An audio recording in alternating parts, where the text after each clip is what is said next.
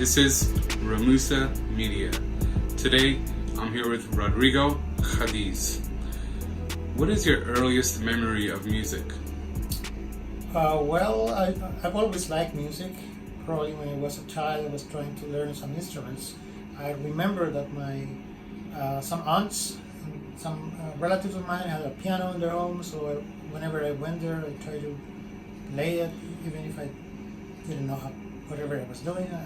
I've always been curious about instruments and music. Do you have a musical family? Not really. I mean, my closer relatives are not musicians, so I'm the only one actually in the family. I have some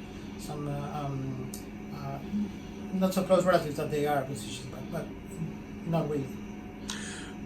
What do you remember about the very first time you recorded music? I remember I was using these tape recorders when I was around, 15 or something like that, and I was doing my own mixing and over recorded and in different kind of medium. So I've been always curious to technology, and those were my first experiments with audio using tape recorders. What drew you to pursuing music from an academic perspective and not a commercial mainstream perspective? Well, I'm faculty at the university, so I teach and do research for a living. So that's not very, how do you say? Sorry, can you edit this later? So, Yes. So how do you say what is not compatible? Looking for the right word. Okay, never mind. Well, I'm a faculty at the university, so I actually do more kind of classical trained kind of music.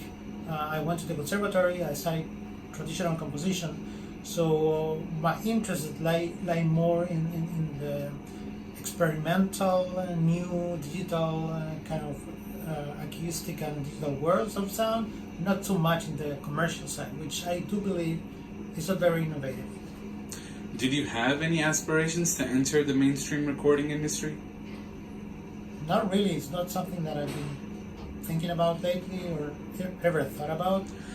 I care about sounds, I care about music structure, I care about craft, I care about all those things in general. I believe classical music is more, or academic music is more in what I like to do in music. Are there any mainstream recording artists, top 40 or otherwise, that you admire?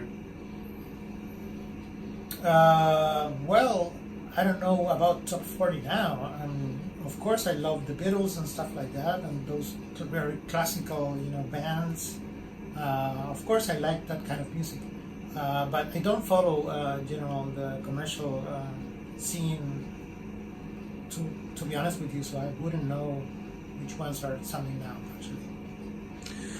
If you could speak to your 18-year-old self today, knowing what you know now about music, what would you say?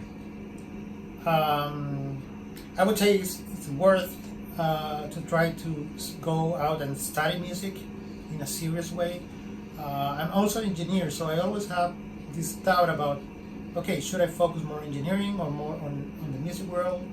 And I do believe music world is really something worth of exploring, and I wouldn't change I wouldn't change the decisions I make. I think the path I follow is the path I like in my life. In Atlanta, Georgia, the genre of choice is rap. What are your thoughts on rap? Actually, I know very little about it, and I wouldn't know even less about the local specialty or the local flavor. So it's hard to me to even comment on that. I don't know what to say. Moving forward, what new projects are on the horizon? Well, I have several ideas and projects that I'm exploring. Besides building new musical instruments, I'm interested in creating new ways of synthesizing sound and sonifying data to create music and to create more meaningful representations, perceptually, of the world to people. So actually, I'm always exploring new applications of music technology. And where can we keep up with you online? Do you have a social media presence? I do have a YouTube channel. I do have Twitter, so if you search my name on Twitter, you could probably find me, and also on YouTube channel. And those are the two mainstream social media things that I keep stuff on.